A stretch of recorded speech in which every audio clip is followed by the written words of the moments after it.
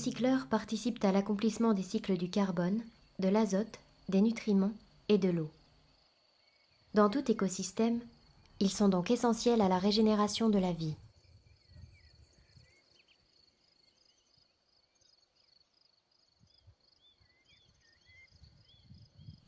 Une fois que les plantes, les animaux sont morts, une fois qu'ils ont perdu des feuilles, des branches, des plumes, des poils, etc., des cadavres, une fois qu'ils ont dispensé des excréments dans la nature, tous ces éléments organiques, ils sont retransformés en terre. Et ils sont retransformés par un processus biologique qui est assez complexe et qui nécessite l'intervention d'animaux assez grands, comme les vers de terre, comme les cloportes, d'animaux un petit peu plus petits, comme les colamboles ou comme les acariens, comme les pseudoscorpions, etc., et d'organismes encore plus petits comme les bactéries et les champignons qui vont finir le travail, finir de le transformer et de le rendre assimilable par les plantes. Les recycleurs fabriquent une terre capable de retenir l'eau, les nutriments et les sels minéraux qui nourrissent les plantes. Et cette faune fabrique à partir de cette matière organique de l'humus. Mais pour que le sol fonctionne, il faut lui ajouter de l'argile et relier ces couches-là. Et les argiles sont produits notamment dans les profondeurs du sol par les racines des grands arbres qui émettent des acides et qui digèrent la roche-mère et qui dégagent des argiles. Or ces argiles sont produits aux profondeurs, l'humus est produit en surface et il faut relier ces éléments-là. Donc on a différents groupes de faune. On a une faune qui vit au-dessus du sol, c'est le cas des cloportes, c'est le cas des ézénias qui sont ces vers de terre qui consomment le compost et qu'on appelle une faune épigée.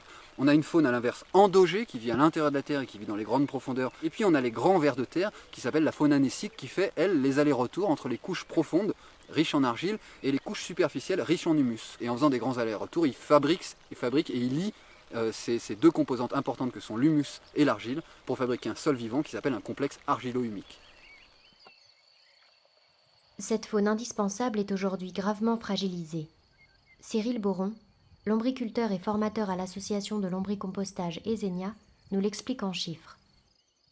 Historiquement, en agriculture, on trouvait de 2 à 5 tonnes de lombriciens à l'hectare.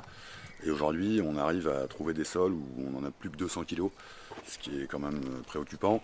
Et les raisons de ce déclin, c'est l'utilisation de pesticides ou d'engrais chimiques, le tassement des sols, le labour, et également le fait qu'on exporte tout ce qu'on produit sur les sols agricoles et qu'on ne ramène pas de matière organique au sol.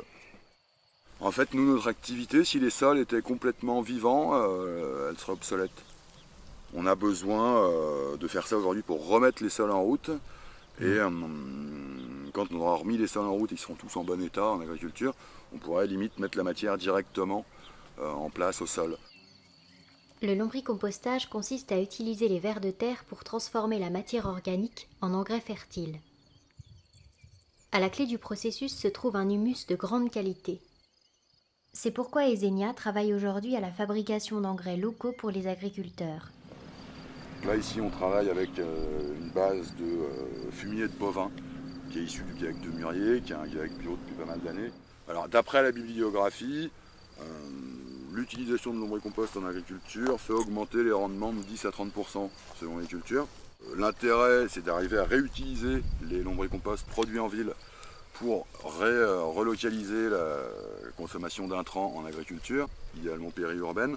Moi j'ai des exemples de paysans bio dans l'Ain, donc juste à côté de Lyon, où les gars achètent des fumiers compostés qui viennent de Nantes. Alors qu'on a 130 000 tonnes de biodéchets qui partent sur Lyon à l'incinérateur et que ça répondrait complètement aux besoins de ces agriculteurs. Une meilleure inclusion des recycleurs dans l'activité agricole est donc l'occasion d'un renouveau dans les coopérations entre éleveurs et agriculteurs, mais aussi entre ville et campagne.